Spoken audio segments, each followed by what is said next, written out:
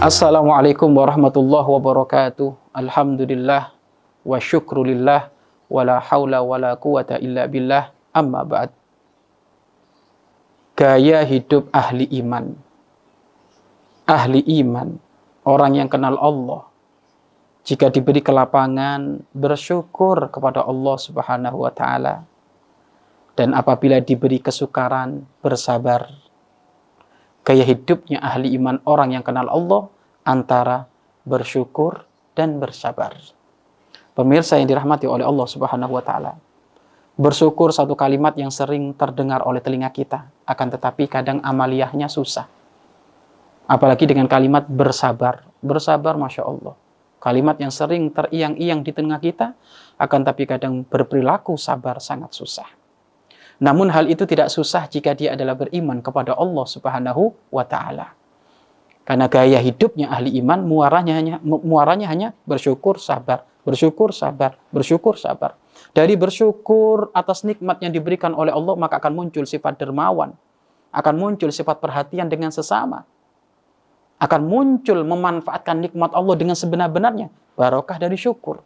Akan tapi kalau sudah tidak ada syukur, maka saat itu dia akan menjadi orang yang pelit, mati rasa dengan tetangga. Tidak ada kepekaan jika ada orang meminta-minta karena kebutuhan.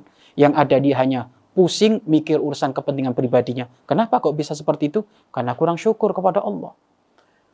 Wahai pemirsa dimanapun Anda berada, apa yang menjadikan kita susah syukur kepada Allah? Apa yang menjadikan kita susah syukur kepada Allah? Padahal sudah bukti nyata. Apapun yang saat ini diberikan oleh Allah kepada kita, murni itu dari Allah. Nggak ada campur tangan kita.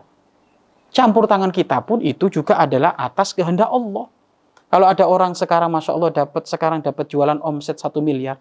Ketahuilah, engkau mendapatkan omset 1 miliar itu murni pertolongan Allah.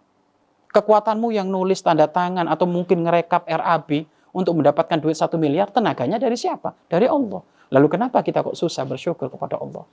Yang susah bersyukur kepada Allah, imannya diragukan. Imannya diragukan. Maka makna syukur di sini adalah, jangan lupa, lidah kita senantiasa mengucapkan hamdalah, alhamdulillah, wa syukrulillah. Segala puji bagi Allah. Segala kebaikan untuk Allah. Terima kasih hanyalah untuk Allah. Maka ini penting untuk diucapkan seperti itu. Kemudian anggota tubuh kita menampakkan diri kita bersyukur kepada Allah dengan banyak sholat, membaca Al-Quran, banyak zikir, berbagi dengan sesama. Maka ini amanah syukur.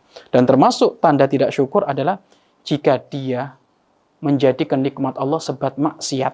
Sebab dia melakukan maksiat. Dapat tender 1 miliar, siap-siap ingin zina, siap-siap ingin judi. Ini gak bersyukur kepada Allah ini. Model orang kayak gini. Bahaya ini, seperti itu. Bisa-bisa nanti dia akan menjadi orang kaya raya seperti Qarun yang ditenggelamkan oleh Allah di dasar bumi. Bahaya Qarun. Kenapa? Dia adalah orang yang termasuk diberi kenikmatan oleh Allah kaya raya tapi susah bersyukur. Sampai pelit. Orang susah bersyukur ya tandanya pelit. Nggak mau berbagi dengan sesama. Padahal kalau diberikan itu harta nggak bakal berkurang. Bahkan bal yazdad akan bertambah. Pemirsa yang dirahmati oleh Allah Subhanahu wa taala, ayo kita biasa merenung akan kebaikan Allah. Kita harus bisa merenung akan nikmat-nikmat Allah. Mulai kita bangun tidur, sampai nanti tidur lagi. Ini kemudahan dari Allah Subhanahu wa taala. Sampai detik ini jantung kita masih berfungsi, ginjal kita masih berfungsi. Sampai detik ini mata kita bisa membuka, menutup, mulut kita bisa berbicara. Ini semuanya adalah kenikmatan dari Allah. Apa yang menjadikan kita susah bersyukur? Kalau sudah nikmat nampak seperti itu kok susah bersyukur, berarti hati kita keras. Keras pisan gitu. Keras. Ya, keras sekali. Kenapa kok hati keras seperti itu? Karena kurang insya. Kurang melatih hatinya untuk bisa bersyukur. Syukur itu perlu dilatih. Syukur perlu dilatih.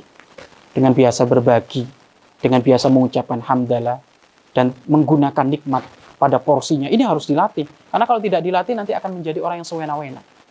Pemirsa yang dirahmati oleh Allah Subhanahu wa taala, sebelum nikmat ini dicabut oleh Allah, ayo banyak-banyak bersyukur kepada Allah Subhanahu wa ta'ala. Bahkan kata Imam Ghazali rahimahullahu ta'ala, termasuk kedunguan di atas kedunguan, Kalau dia ngerti itu nikmat dari Allah, pemberian dari Allah, lah kok dipakai maksiat, ini kedunguan di atas kedunguan, kurang ajarnya pol-polan. Mobil yang ngasih Allah, dipakai maksiat. Harusnya dipakai majelis, dipakai judi, dipakai zina, dipakai mabuk. Ini Allah marah ini. Bisa marah. Kalau sudah Allah marah, apapun akan diadab oleh Allah Subhanahu wa Ta'ala. Maka jangan sampai gara-gara kita lupa bersyukur sehingga Allah memurkai kita. Maka ayo kita banyak-banyak bersyukur, pemirsa. Banyak-banyak bersyukur. Kenikmatan Allah sangat banyak yang sudah diberikan kepada kita. Ayo bersyukur. Syukur kita adalah sholatnya yang rajin, berjamaah, membaca Al-Quran, jauh yang haram. Siapapun yang susah, hendaknya dibantu. Nah, ini tanda bersyukur. Kemudian, gaya ahli iman yang kedua adalah bersabar. Kapan kita dikasih kesusahan, kegundahan, maka hendaknya kita bersabar. Di dunia tentu ujian sangat banyak. Namun ujian itu akan mudah dilalui kalau kita bersabar. Bersabar itu apa? Mengandalkan kebesaran Allah. Tidak emosi. Ya, tidak menggerutu. Apapun yang sudah ditentukan oleh Allah diterima dengan lapang hati, lapang dada. Bahkan tidak pernah jelek prasangka kepada siapapun. Itu makna sabar. Kapan dia tertimpa masalah, mungkin dia orang yang punya motor itu adalah tumpuhan dia untuk dia kerja, tiba-tiba dicuri orang. Ketahuilah, bersabarlah. Memang pahit, tetapi di balik kepahitan itu pasti ada hikmah. Bersabar. Karena sabar yang sesungguhnya itu inda sodmatil ula. Sabar yang sesungguhnya, sabar yang benar itu pertama kali di saat dia tertimpa masalah, dia tidak menggerutu, dia tidak marah, dia tidak jelek prasangka, yakni menata hati, sabar, itulah yang dinamakan sabar. Tapi kalau sabar dari hasil renungan, itu sabarnya telat. Setelah merenung, aduh gimana lagi ya nggak balik mobilnya, nggak balik motornya, gimana lagi ya sabar. Loh itu bukan sabar itu. Sabar karena kepaksa itu. Karena nggak balik lagi. Tapi yang dimaksud sabar di sini adalah sabar tatkala pertama kali tertimpa musibah.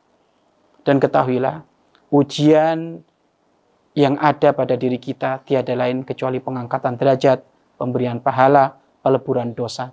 Maka lalulah itu semuanya dengan kesabaran. Kalau sudah dilalui dengan kesabaran, walaupun pahit, tidak akan lama-lama. 1 bulan akan berlalu, oleh Allah dikasih kemudahan lagi. Inna ma'al usri yusra. Ya, sesungguhnya bersama kesusahan pasti akan ada kemudahan. Jadi kalau setelah susah pasti ada kemudahan. Setelah mudah pasti ada susah lagi. Ya kehidupan di dunia kayak gitu. Kalau ingin bahagia terus, mudah terus, nanti di surga.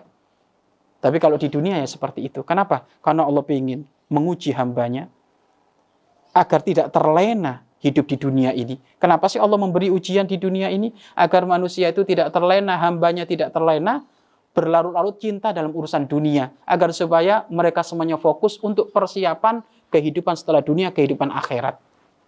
Karena kalau orang dikasih ujian akan ngerti, oh dunia itu seperti ini. Pahit, butuh kesabaran. Berarti yang enak nanti akhirat. Akhirnya dia mikir kehidupan akhirat.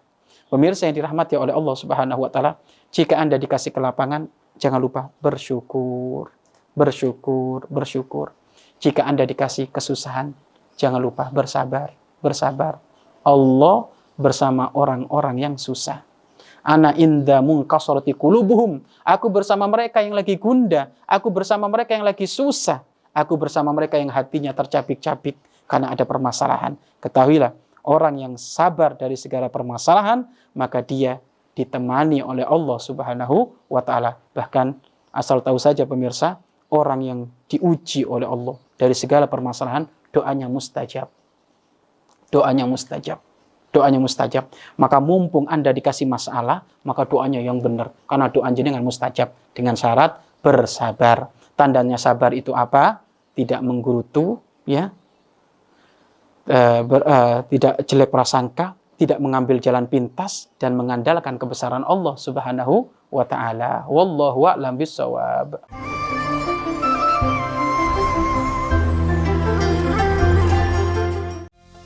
Assalamualaikum warahmatullahi wabarakatuh, sahabat Al-Bahjah TV. Setelah menyaksikan video ini, jangan lupa bersolawat kepada baginda Nabi Muhammad.